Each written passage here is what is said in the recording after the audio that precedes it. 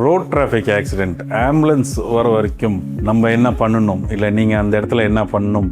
Welcome to ER docs. I'm doctor Parthasarathy Anand. நம்ம இந்தியாவில் 1 மணி நேரத்துக்கு 53 பேர் ஆக்சிடெண்ட் ஆகுறாங்க.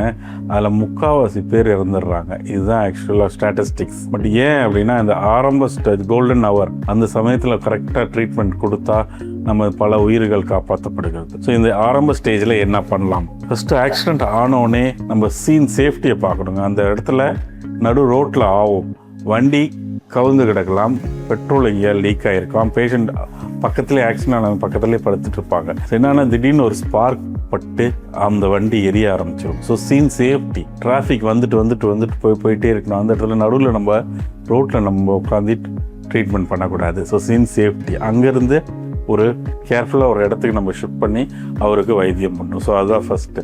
ரெண்டாவது நம்ம பண்ணும்போதில் ஆம்புலன்ஸ் வரணும். ஸோ ஆம்புலன்ஸை நம்ம ரெடி பண்ணி வைக்கணும். க்ரௌடு நிறையா இருக்கும், டிராஃபிக் அதிகமாக இருக்கும். ஸோ அதை கண்ட்ரோல் பண்ணுறதுக்கு ஆள் வேணும். ஸோ க்ரௌடில் யாராவது ஒருத்தர் ஆம்புலன்ஸை கூப்பிட்டு சொல்லிடுங்க. ஆம்புலன்ஸை கூப்பிட்டு சொல்லும் போது கரெக்டாக எந்த இடத்துல நடந்திருக்கு, எவ்வளோ அடி, எத்தனை பேர் அடிபட்டுருக்காங்களோ நம்ம கரெக்டாக சொல்லிகிட்டே இருக்கணும். அதை ஒருத்தர் ஃபாலோ பண்ணிக்கிட்டே இருக்கணும். இன்னொரு 2 பேரை நம்ம டிராஃபிக்கை கண்ட்ரோல் பண்ணணும். க்ரௌட் ஆகிடக்கூடாது, கும்பல் நம்ம மேலே எட்டி பார்த்துக்கூடாது. கொஞ்சம் ஃப்ரீ ஏர் வேணும், நம்மளுக்கும் கொஞ்சம் ஸ்பேஸ் வேணும். ஸோ அந்த இடத்துல இவங்க 2 பேரும் வச்சுட்டோம்னா பேனிக் இருக்காது. அந்த இடத்துல ஒரு பதட்டம் இல்லாத ஒரு சூழ்நிலையை ஃபஸ்ட்டு நம்ம உருவாக்கிறோம். நெக்ஸ்ட் அடுத்து என்ன பண்ணலாம்னு பேஷண்ட் கிட்ட போன உடனே முதல் பிரச்சனை என்னன்னா, ரத்தம் கசிவுனால தான். ஹாஸ்பிட்டலில் எங்களுக்கு எமர்ஜென்சிக்கு சேரத்துக்குள்ளாரே 3/4 ரத்தங்கள் எங்கேருந்தோ கசிஞ்சு போயிடுது. அதனாலே பேஷண்ட் ரொம்ப கொலாப்ஸ் ஆகி வராங்க.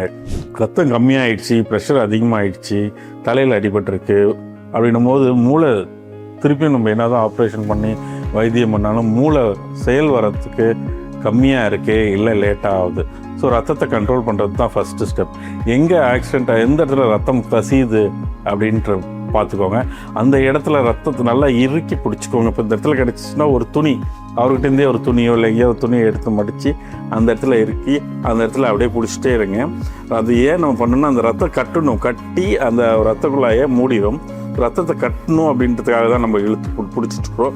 ஒரு 10 நிமிஷம் அப்படியே பிடிச்சிட்டே இருந்தால் நம்ம ஒரு வேளை இது ரத்தம் அதிகமாகிட்டு அந்த இதே ரொம்ப அதிகமாக வெளியே வருது, அந்த மாதிரி திருப்பியும் அந்த துணியை எடுத்துட்டு திருப்பி ரத்தம் வரும். அதுக்கு மேலே இன்னொரு துணியை போட்டு நம்ம மூடணும். அதே மாதிரி துணியை எடுத்து பார்க்கக்கூடாது, ரத்தம் கட்டிச்சா நின்றுச்சான்ட்டு. ஒன்ஸ் அமுக்கிட்டுன்னா 10 நிமிஷம் அதை அமுக்கி பிடிச்சிட்டே இருங்க. ஒரு வேளை காலில் இல்லை கையில் எதாவது அனுப்பிச்சோன்னா, பேஷண்ட் படுத்துட்டு இருக்கும்போது இதயத்துக்கு மேலே கொண்டு போனீங்கன்னா அந்த ரத்தம் கசியறது நின்றும்.